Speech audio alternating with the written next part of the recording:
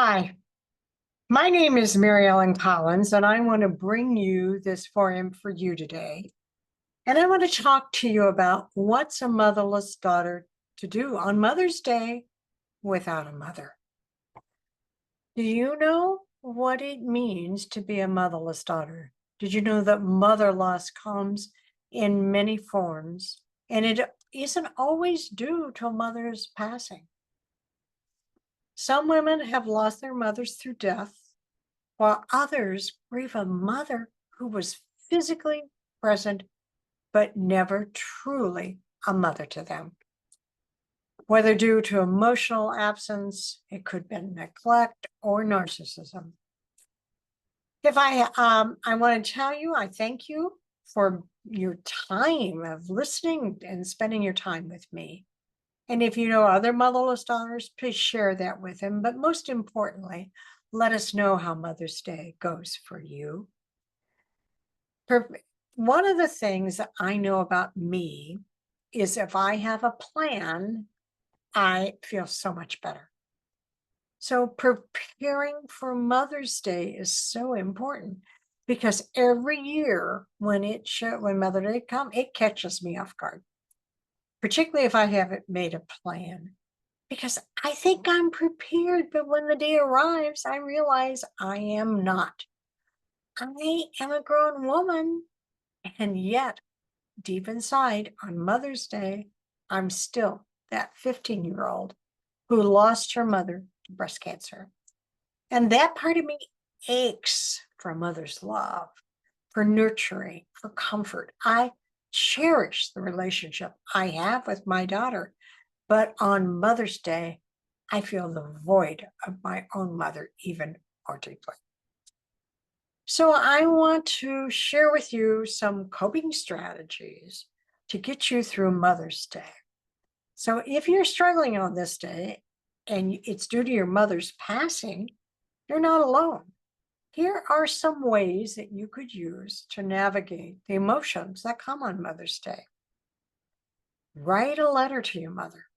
Express what you miss and what you wish you could tell her and how she shaped you.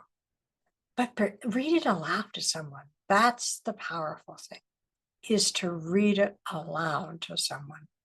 Celebrate her legacy. Reflect on wisdom, humor, or favorite traditions. One woman told me that what she did was repeat all of her mother's jokes and told those again. Create a special ritual for her. Have a meal in her honor. Set an empty place at the table. Plant something in her memory. Allow yourself to grieve. Crying is not a sign of weakness. It's a sign of strength and healing. Most importantly, be kind to yourself. Give yourself grace and space. And if you need solitude, take it. You need to talk about it. The silence can be isolating if you're by yourself and it's not a choice that you've chosen to be by yourself. So share your feelings with someone who understands.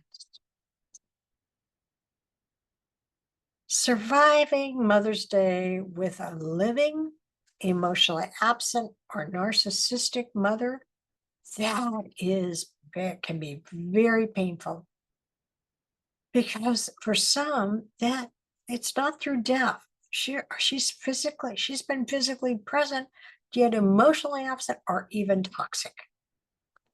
If you have an emotionally absent or narcissistic mother, this day can bring up lots of complicated emotions for you, like resentment.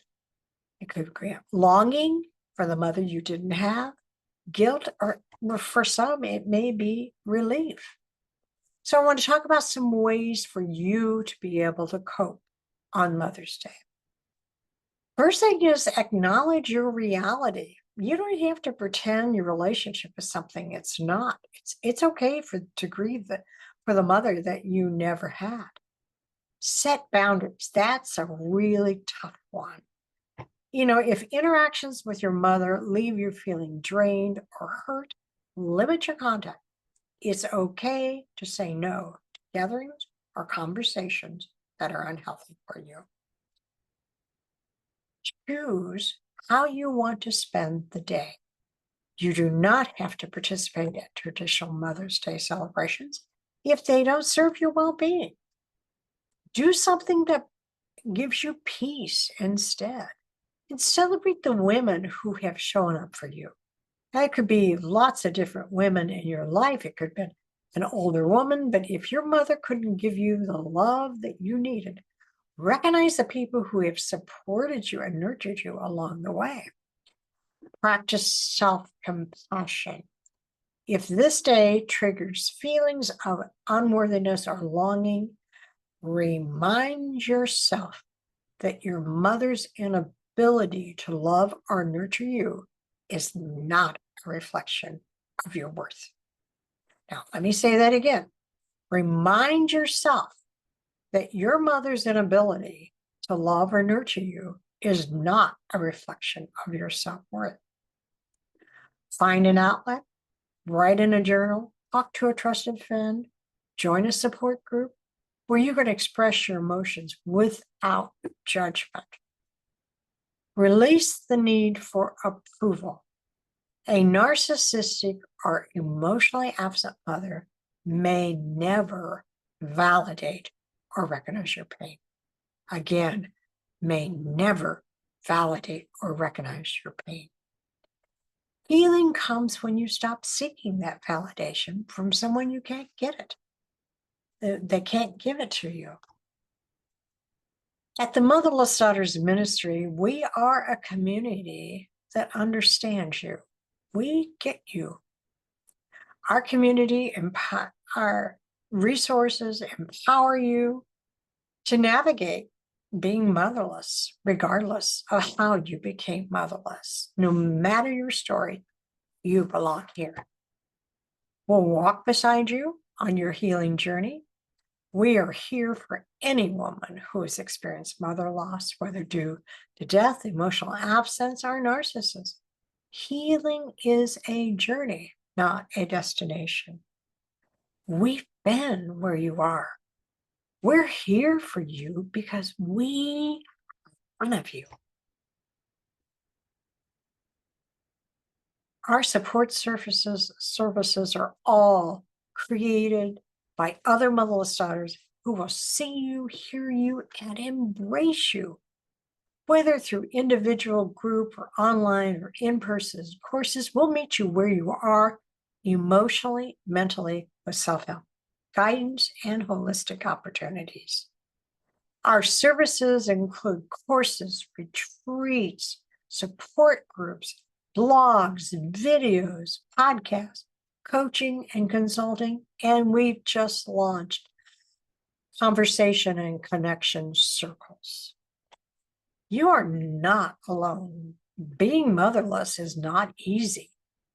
Wherever time zone you may be in, you'll find the resources for healing and validation. And to know you're not alone. Every volunteer within our organization has walked your path. And together, we continue to heal and support another.